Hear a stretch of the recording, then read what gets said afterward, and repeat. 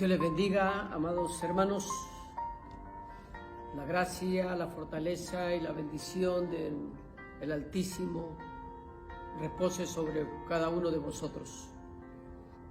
Continuando con la meditación de la palabra, en este segundo día celebrando lo que podríamos decir la Semana Santa,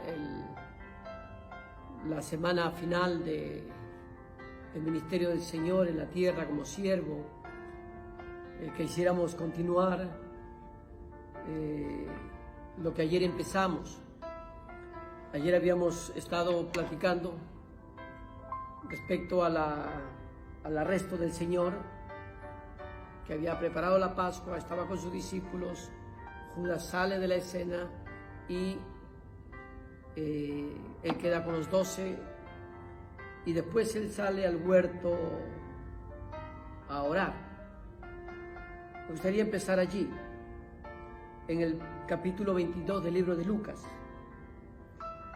En el versículo 40, mire lo que dice. Cuando llegó a aquel lugar, les dijo, en el 39, y saliendo se fue como solía al monte de los olivos, y sus discípulos también le siguieron. Cuando llegó a aquel lugar, les dijo, orad para que no entréis en tentación. Y él se apartó de ellos a distancia como de un tiro de piedra, y puesto de rodillas oró, diciendo, Padre, si quieres pasa de mí esta copa, pero no se haga mi voluntad sino la tuya. Y se le apareció un ángel del cielo para fortalecerle, y estando en agonía oraba más intensamente, y era su sudor como grandes gotas de sangre que caían hasta la tierra. Cuando se levantó de la oración y vino a sus discípulos, los halló durmiendo a causa de la tristeza, y les dijo, ¿por qué dormís? Levantaos y orad para que no entréis en tentación. Mientras él aún hablaba, se presentó una turba, y el que se llamaba Judas, uno de los 12, iba al frente de ellos y se acercó hasta Jesús para besarle. Entonces Jesús le dijo, Judas, con un beso entregas al Hijo del Hombre. Hasta allí vamos a dejar. Señor, te pedimos que en esta mañana, en esta noche, tú puedas seguir bendiciendo nuestra vida con el estudio de tu palabra, que podamos reflexionar en ella, que tu Espíritu imparte en nosotros una enseñanza que nos haga despertar del letargo, que podamos meditar en el gran evento sucedido hace 2000 años, en la gran responsabilidad, Padre amado, en los hombros de tu Hijo, y el peso del sacrificio, de lo que representó las últimas horas del Señor en la cruz. Abre nuestro entendimiento, y a ti sea la gloria y la honra por siempre. Amén. El Señor empezó su ministerio orando, ayunando, y estaba terminando su ministerio en esa misma condición. Oró y ayunó de una manera fuerte para empezar su ministerio. Ahora estaba en una situación de tremendo dolor, de tremenda carga en su corazón. Dice que él oraba tan intensamente que hasta gotas de sangre le salían de su frente. Se ha demostrado científicamente que eso es una gran verdad. En algunos casos, la intensidad de la oración puede dilatar los vasos de nuestra frente y la gente sangrar. Pero el Señor estaba en una tremenda agonía y oraba más intensamente. Sabía que habían 11 de los que estaban con él. Aquel que había salido de la mitad de la cena pascual no estaba en ese momento, pero iba a hacer su aparición. Y fue allí donde él es entregado. Judas viene con los enemigos del Señor, con un pueblo soliviantado por el liderazgo que tenía odio al ministerio del Señor y venía simplemente a entregar al Señor. Lo traicionó uno de sus 12 hombres. Se procedió al arresto.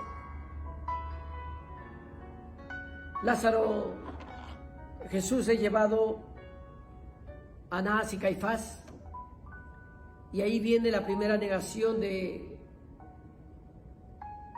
Pedro.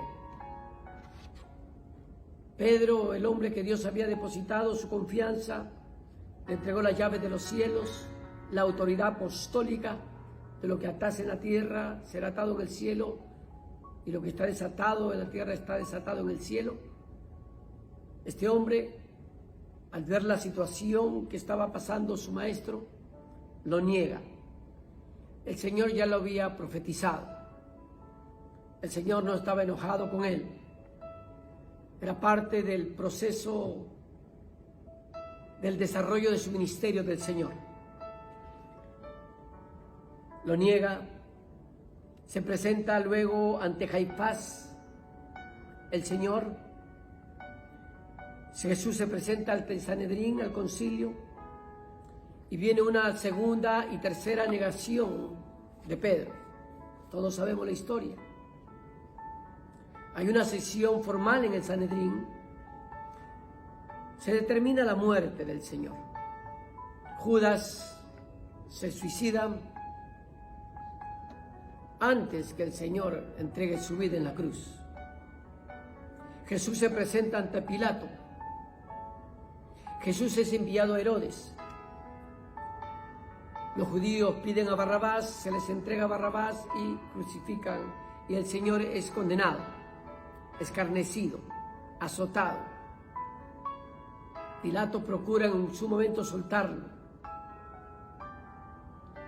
Jesús es llevado para ser crucificado. Le pusieron una inscripción en la cruz: Inri, el rey de los judíos. Yo quisiera leer con ustedes en el capítulo 23, en el versículo 34. Es llevado a el Gólgota. El Gólgota era un lugar en la cual había también un montículo de cerro. El cerro no era el Gólgota, era toda el área, el lugar de las calaveras, porque tenía, de lejos se miraba la estructura de esa roca, de ese montículo, era de una forma de una calavera. La arqueología bíblica lo puede demostrar, las fotos usted lo puede ver, eso era una realidad. Obviamente que actualmente está un poco deteriorado por las lluvias que han habido y han deteriorado la forma que está, pero todavía se rescata esa forma, de la forma en la calavera que está allí. Es llevado, es crucificado. Volvieron, dice la Biblia, que él cayó su boca. Llegaron al lugar, en el 33 del capítulo 23 de la calavera, allí le crucificaron. Y ahí habían dos malhechores, uno a la derecha y el otro a la izquierda. Quiero detenerme un momentito en esta escena. El lugar de la calavera, el lugar del llamado el Gólgota, era donde el Imperio Romano crucificaba a gente malvada, a gente condenada, a gente que ellos creían que era un peligro para el imperio, ladrones, bastardos, gentes crueles. El mismo Imperio Romano los crucificaba allí. Era un lugar que apestaba. Habían animales. Allí en ese lugar, amados hermanos y amigos, fue llevado aquel que no hizo nada malo. aquel que es el justo, aquel que había venido a redimir al mundo, aquel que no selló engaño en su boca, aquel que amaba con amor eterno, aquel que vino a salvar y rescatar lo que estaba perdido. Y dice que al crucificarlo, y hay evidencias arqueológicas de los clavos, y no fue aquí, fue aquí, y fue delante del empeine. Así lo crucificaron y todavía lo amarraron. En ese lugar no estaba el Señor y dos cruces al costado. Quizás hay que decir las cosas como son. En un lugar tan distante, nuestro Señor con el cuerpo lacerado por los látigos, en 4 juicios, sin comer, sin dormir, deshidratado, y en un lugar alto, nadie podía haberlo escuchado. Lo más entendible para todos y de acuerdo a los estudios de lo que sucedió en ese tiempo, bajado el montículo hay un camino largo donde la gente transitaba, los comerciantes, la gente que venía de un pueblo a otro. Era una ruta donde se continuaba para otras ciudades. Y es en ese camino, bajado el Gólgota, ese montículo, allí crucificaron al Señor. Allí lo pusieron al lado de 2 malhechores. Posiblemente, no se puede ignorar esto, había un cúmulo de malhechores allí. La gente pasaba para que al ver este cuadro devastador pueda temer la justicia del Imperio Romano, para que nadie se subleve contra el imperio. Y allí fue donde le pusieron el letrero de INRI, el rey de los judíos, y allí también lo desnudaron. Lo subieron en la cruz, lo pararon y lo pusieron en la ruta para que toda persona que vaya y venga de allí sepa lo que le puede pasar a alguien que se rebela con el imperio. Y es bueno aclararlo y explicarlo, porque a veces eso no se explica. Y allí estaba el Señor. Ahí había una escena final de ganar almas. Allí había una escena donde estaban 2 malhechores, uno a la izquierda y el otro a la derecha. Uno reconociendo y diciéndole al Señor: acuérdate de mí cuando estés en tu reino. Uno que creyó en el último minuto, antes de morir, en que el que estaba allí era el Salvador del mundo. Otro le decía: si tú eres hijo de Dios, pues bájate y bájanos a nosotros.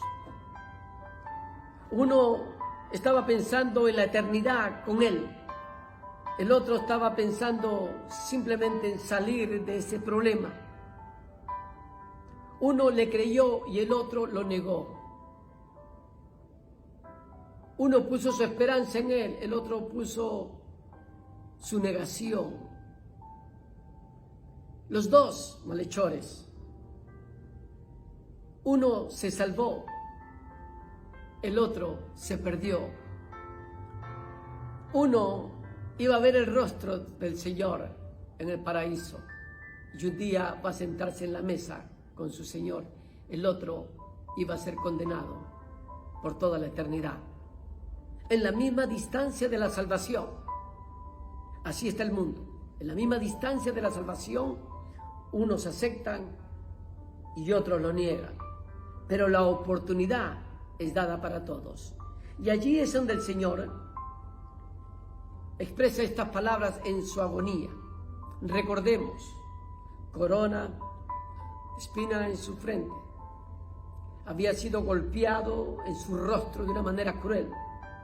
Habían arrancado su piel con los látigos que daban los soldados romanos. Habían crucificado con clavos sus manos y sus pies.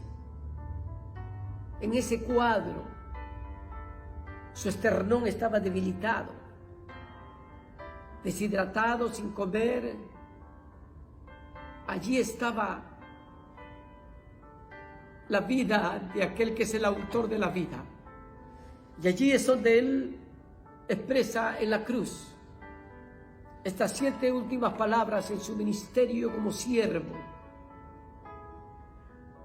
Y él ora y decía: Padre, la primera palabra que exclama en ese lugar: perdónalos, porque no saben lo que hacen. Y se repartieron entre sí sus vestidos, echando suertes. Yo quiero hacer una pequeña aclaración, amados hermanos. El Señor, cuando dice perdónalos porque no saben lo que hacen, no se está refiriendo que la gente estaba zombie, como que no sabía lo que estaba haciendo. Ellos sabían que estaban cercenando el cuerpo de un hombre que los religiosos y el imperio romano, de alguna manera confabulados, habían decretado su muerte. Estaban conscientes de eso. Pero las palabras del Señor, cuando dice perdónalos porque no saben lo que hacen, se están refiriendo específicamente a que ellos no entendían ni sabían que estaban crucificando al Mesías prometido. No sabían que estaban crucificando al autor de la vida. No sabían que estaban crucificando al Hijo del Dios viviente. Y por ello el Señor ve que estaban nublados espiritualmente. Estaban enraizados en sus propias maldades y ceguera espiritual, producto de las huestes de maldad. Y el Señor veía que esta gente efectivamente no sabían que estaban crucificando a aquel que los vino a salvar. Esta fue la primera palabra que el Señor exclama en la cruz: perdónanos. Perdónalos porque no saben lo que hacen. Amados, qué hermosa palabra del perdón. El Señor vino a perdonarnos, vino a redimirnos, vino a darnos un ejemplo de su amor y su perdón. El perdón con Dios a través de Cristo nos reconcilia con el Padre. Por eso hemos dicho, Jeremías dice: ponte a cuentas con Dios para que las cosas te vayan bien. Es un perdón espiritual, divino, perfecto. Y el Señor exclamaba al Padre: perdónalos, desde lo más profundo de su corazón, aun cuando el alma estaba sufrida. Y este es el mensaje para nosotros. Aun cuando suframos, aun cuando nos vituperen, aun cuando te difamen, aun cuando te engañen, aun cuando te decepcionen, aun con todo lo que tú puedas pasar, no creo que haya hombre en la tierra que haya pasado más de lo que haya pasado nuestro Señor. Pero si Él, aún en el dolor, en el oprobio, en la traición de Judas, en la negación de Pedro, en la traición del sistema religioso, en el abandono de su nación, de aquellos que le decían: Hosana, bendito el que viene en el nombre del Señor, hoy le decían: crucifícale. Aún con todo, el Señor perdonaba, porque el perdón divino trae libertad, trae paz, trae gozo. Y esto es lo que el Señor nos da este mensaje en las últimas palabras de su ministerio. Él mismo después, aunque lo haya dicho en el ministerio, quien no perdona, el Padre tampoco lo perdonará. Y aunque hayamos pasado 50.000 adversidades y oprobios y vejaciones, nuestro corazón, nuestro espíritu está llamado a perdonar. Soltar el perdón desde nuestro espíritu, aun cuando nuestra alma nos duele, aun cuando nuestra alma se quiera levantar y decir no, aun cuando nuestra alma quiera decir es injusto, aun cuando nuestra alma pueda decir yo soy que fui afectado. Pues si Jesús es el que fue afectado y Él perdonó, nosotros ¿por qué no lo podamos hacer? Porque el perdón no está en lo que tú sientes, no está en lo que tú piensas, no está en la justicia tuya ni mía, no está en un criterio personal, sino el perdón de Dios es una unción profunda de Dios en la vida de un hombre para perdonar a pesar de. Y este es el mensaje de la primera palabra. Un clamor para que su iglesia ahora perdone. Un clamor para que el mundo le pida perdón a Dios a través del sacrificio de Él. Un perdón para que a través de pedirle perdón, Cristo diga, yo pago el precio de ese perdón y lo puedo presentar adelante de mi Padre a aquellos que se acercan a mí. Esta fue la primera palabra que Dios expresó. Y el pueblo estaba ahí mirando y los gobernantes se burlaban y le decía a otro salvó, sálvese a sí mismo. Si eres el Cristo, pues el escogido de Dios. Y los soldados, más que todo, se hicieron escarnio y se burlaron de él y vendieron y arrancaron y jugaron con sus vestiduras. Esta es la palabra que el Señor dice: perdónalos porque no saben lo que hacen. Amado, el perdón trae sanidad en el corazón. El perdón trae restauración. El perdón trae paz. El perdón trae reconciliación. El no hacerlo es también de acuerdo a lo que el Señor nos ha enseñado. Nuestro Padre tampoco nos perdonará nuestras ofensas. Por eso es que la oración dice: Padre, perdónalos. En la oración que el Señor le enseñó a sus discípulos: perdonas nuestras ofensas, así como nosotros perdonamos a nuestros deudores. Perdónanos, perdónanos y perdonemos y aceptemos el perdón también. No de labios los demos ni los recibamos, sino de corazón. Y ahí el nombre del Señor es glorificado. En esta segunda palabra que el Señor expresa, en el mismo libro de Lucas, capítulo 23, versículo 43. Lucas 23, 43. Dice Lucas: de cierto te digo que hoy estarás conmigo en el paraíso. Esta palabra las expresa por lo que he hablado hace unos minutos. El Salvador del mundo en el medio de toda la línea de gente que estaba crucificada, habían dos malhechores. Y uno creyó en Él. Y el que cree en Él tiene salvación y vida eterna. Le dijo: acuérdate de mí cuando vengas en tu reino. Jesús le dice: de cierto que hoy estarás conmigo en el paraíso. De cierto digo. Cuando dice dos veces la palabra de cierto en los evangelios, significa una contundente verdad, una seguridad que no puede ser quebrada, una verdad absoluta que así va a ser. Y el Señor le dijo: estarás conmigo en el paraíso. El Señor le dijo: de acuerdo, te digo que hoy estarás conmigo en el paraíso. Este hombre se salvó hasta el último minuto, en el dolor, en el oprobio, en el abandono, el Señor todavía ponía su mirada de salvación en aquel que buscaba de Él. Hasta en el último minuto de su vida, este hombre quizás gastó toda su vida en cosas que no eran correctas, pero al último minuto, el último segundo de su vida, él pudo mirar a través del amor y de la consolación de Jesucristo, que allí había encontrado al Salvador. Hoy es el tiempo para mucha gente de pedirle perdón a Dios. Hoy mucha gente que necesita arrepentirse en el mundo entero para decirle perdóname. Acuérdate de mí cuando estés en tu reino.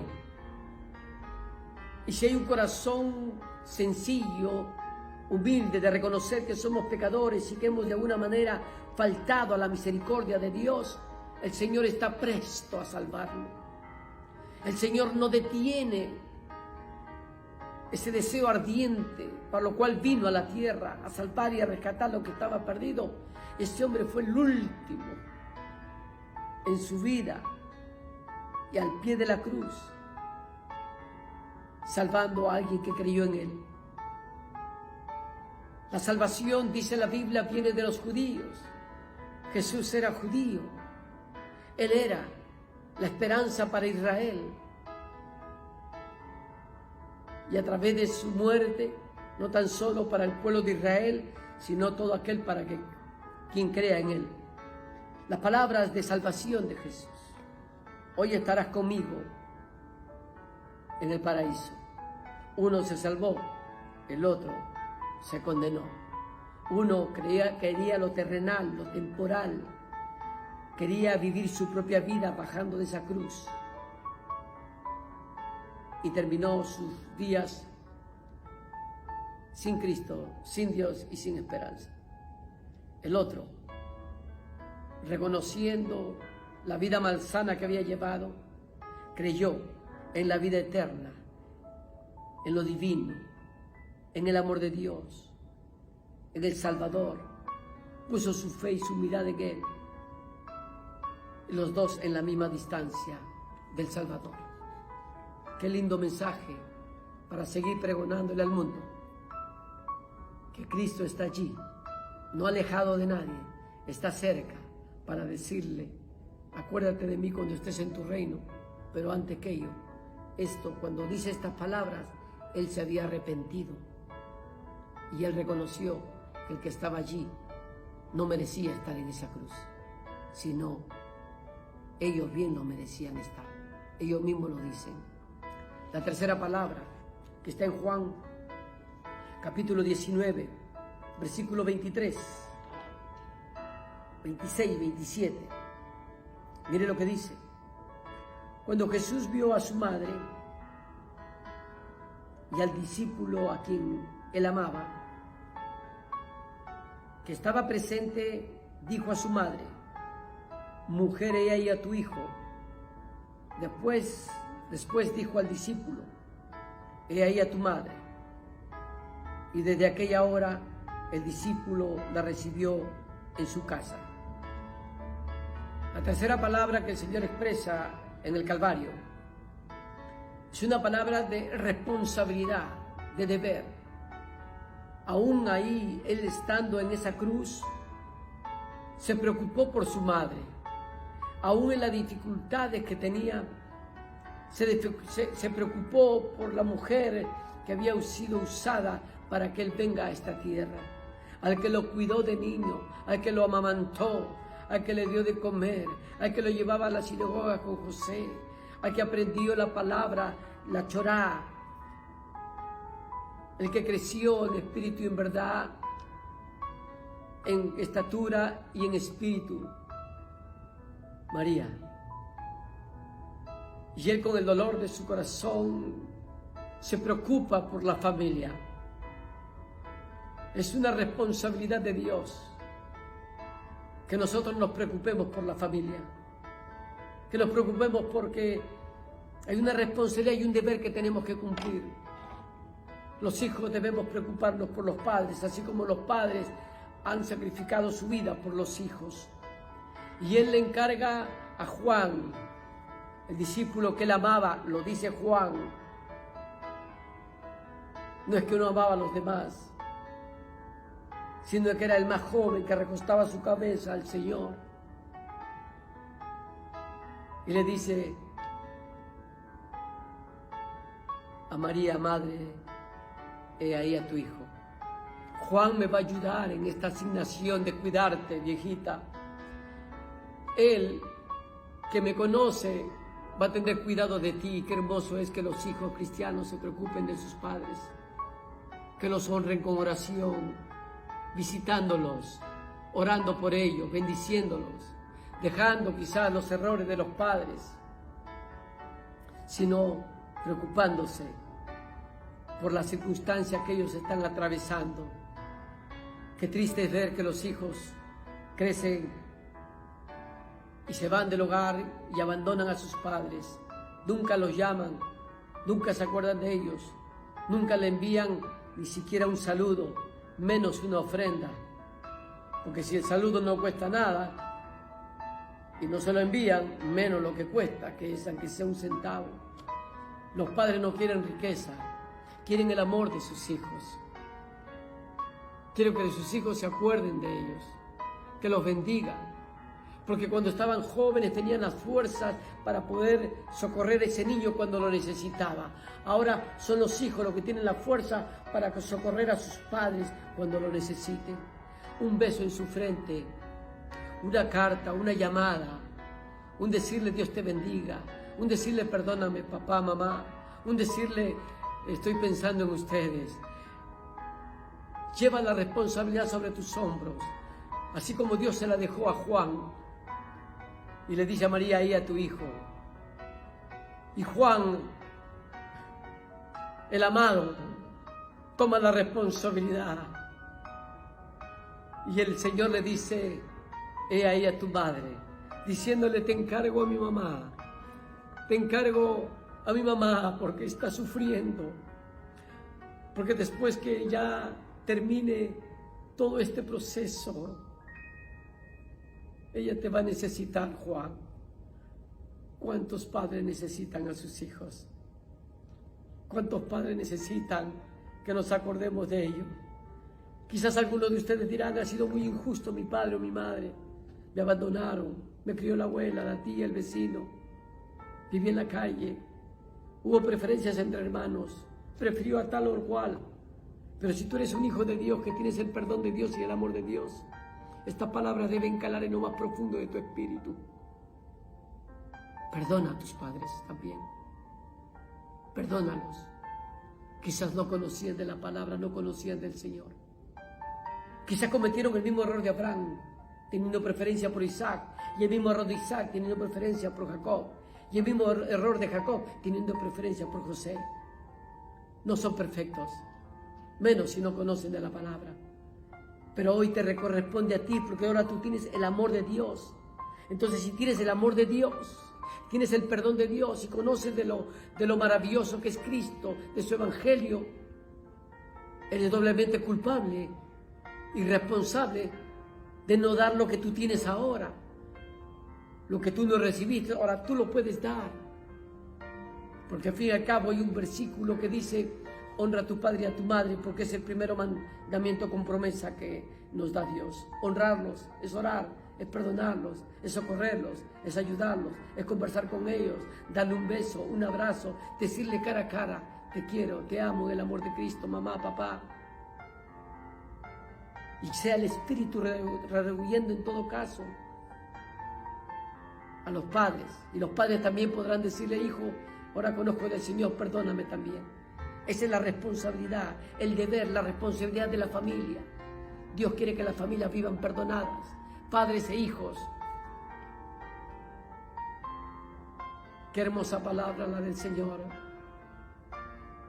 la del deber. He ahí tu madre, y desde aquella hora el discípulo la recibió en tu casa, en su casa.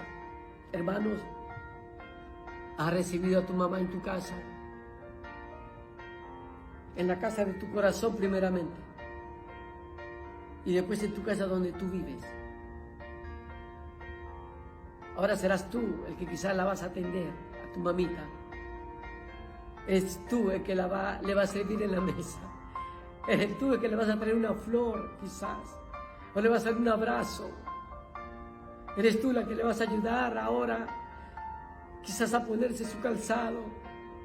Eres tú el que quizás le vas a comprar un abriguito, una chamarrita o un ponchito para abrigarla, para que sienta no tan solo el calor de esa ropa, sino el calor de tu amor como hijo bendecido. Hazlo y verás la gloria de Dios en esos actos. El siguiente clamor del Señor en Mateo 27:46, dice cerca de la hora novena, ya casi al final, en la tarde, Jesús clamó a gran voz diciendo: Eloi, Eloi, lama sabactani. Lo que quiere decir: Dios mío, ¿por qué me has desamparado? ¿Por qué me has desamparado? El Señor clamaba. Nunca había experimentado ese dolor en su carne, el sufrimiento. Su mamá estaba de lejos porque él estaba desnudo. Juan la acompañaba. Pedro lo había negado. Judas lo había vendido. Los líderes estaban riendo y los romanos escarneciendo su rostro y jugando con sus ropas. No había nadie. ¿Dónde estaban los discípulos? Y en su humanidad y él clama: Padre, ¿por qué me has abandonado? Quizás en ese pensamiento él también diría: cuando estuve orando en el Getsemaní, cuando estuve orando en el Getsemaní, te dije: hágase tu voluntad y no la mía. Para eso he venido, dijo él, a hacer la voluntad de mi Padre, para que a través de la muerte de él muchos sean salvos. Pero en su humanidad él estaba diciendo: ¿por qué me has desamparado? Deshidratado, golpeado, latigueado, clavado, con una espina en su frente. Él estaba exclamando: Señor, ¿por qué me has desamparado? Hermanos, qué duro se siente en el desamparo una persona. Qué duro se siente que estemos rodeados de gente, pero desamparados en nuestros corazones. Creo que es la soledad más profunda la que experimentó el Señor, lejos de su eternidad, de su trono, y todo un mundo apartado de él, y los suyos también. Y él exclamaba: ¿por qué me has desamparado? ¿Cuántos niños hay desamparados en el mundo? ¿Cuántos padres hay desamparados en el mundo? ¿Cuántas mujeres hay desamparadas en el mundo? ¿Cuántos hijos hay desamparados en el mundo? Y aquellos que aun cuando hemos vivido en familia nos hemos sentido internamente desamparados, sabemos de qué estamos hablando. Pero es inentendible para el sentimiento profundo humano aquellas palabras del Señor: ¿por qué me has desamparado? Para eso murió, para no desampararnos.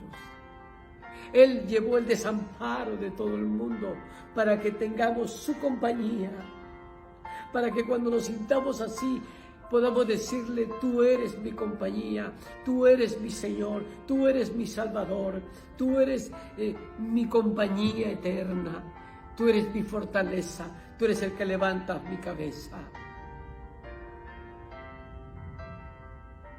Fue unas palabras profundas y todavía no llegaba la más fuerte todavía: el desamparo del Señor. Solo en la cruz, sin la ayuda de nadie, para que brille su sacrificio, su nombre, su humildad, su clamor, su perdón, su responsabilidad, su salvación. Solo, sin ayuda de nadie. Qué hermoso es ver este cuadro espiritualmente, no humanamente, porque es terrible verlo humanamente. Las películas que salen solamente salen con un Jesús con unos pequeños arañones y unas gotitas. No, Él fue mutilado, no partieron sus huesos, porque era profético. Pero ahí Él estaba, solo contra el mundo y las tinieblas. Y el Padre observando todo ello. Y Él clamando. No estaba renunciando, estaba buscando la presencia de su Padre. Desamparado estaba allí, Él ahí, clamando esta palabra. Pero también había una palabra de necesidad. En Mateo, en Juan 19, 28, mire lo que Él dice. Después de esto, sabiendo Jesús que ya estaba todo consumado, dijo: para que se cumpla la Escritura, tengo sed. Ayer hablamos y hoy hemos recapitulado rápidamente 4 juicios, sin comer, sin dormir, llevados de un lugar a otro, de Herodes o de los sacerdotes, Caifás y Anías, a Pilato, de Pilato a Herodes, de Herodes a Pilato, y entre ellos el concilio, buscando un consenso que hacer con el Señor. Escupido, golpeado, latigueado. Él estaba en la cruz, estaba deshidratándose físicamente. Yo sé que hay un mensaje espiritual, pero primero tenemos que ver lo que es algo que era una realidad tangible, física. Él tenía sed, estaba deshidratado y tenía que levantarse sobre esos clavos y los clavos de la piel, levantarse el esternón que le apretaba para comenzar a hablar cada palabra de la que él exclamó. Fue terrible. Y él exclama: tengo sed. Eso era algo físico que él estaba atravesando. Su cuerpo no podía morir, pero tenía sed. Estas palabras de necesidad, y si quisiéramos aplicarlo de una manera práctica en nuestras vidas, ¿no es verdad que el Señor dijo en su oportunidad: el que tiene sed, beba de mí? ¿No es verdad? Y correrá dentro de él ríos de agua viva. El Señor tiene sed de salvar nuestras vidas. Quiere saciarse con la salvación que Él ha dado para sus hijos. Él tiene sed como algo desesperante. Alguien que tiene sed, lo que trate de buscar el agua para satisfacerlo y sentirse bien por lo que ha vivido. Pues el Señor tiene sed de salvar almas, de que su iglesia viva en unidad, viva en amor, viva en misericordia, viva en santidad, que viva pregonando su nombre, hablándole a las naciones que Él es el Señor y el Salvador. El Señor tiene sed por tu vida también. Aquel que no conoce del Señor, el Señor tiene sed de ti, quiere salvarte, que veas a Él como la esperanza que sacia tu sed espiritual. El mundo tiene sed de salvación, no quiere beber del Señor, no quiere beber del Cristo de la gloria. Y la iglesia que hemos bebido de Él espiritualmente, sabemos que cuando más bebemos de Él, más se nos da, porque queremos también más de Él. Dice la Escritura que había una vasija llena de vinagre. Entonces ellos empaparon en vinagre una esponja y poniéndolo en un hisopo, se acercaron a la boca. Le supieron vinagre, un agua, para calmar la sed. Estaba deshidratado y él rehusó. Él quería que el curso de entregar su vida, siga sin nada exterior que le daban, sin nada adicional, sin el vinagre, sin la esponja, sin el agua, porque su cuerpo no necesitaba de nadie. Él está expresando un mensaje mucho más profundo de lo que pensamos. Él quería saciar como una esponja y atraer a muchos a Él. Saciar esa sed de salvación, de amor, de perdón, de responsabilidad.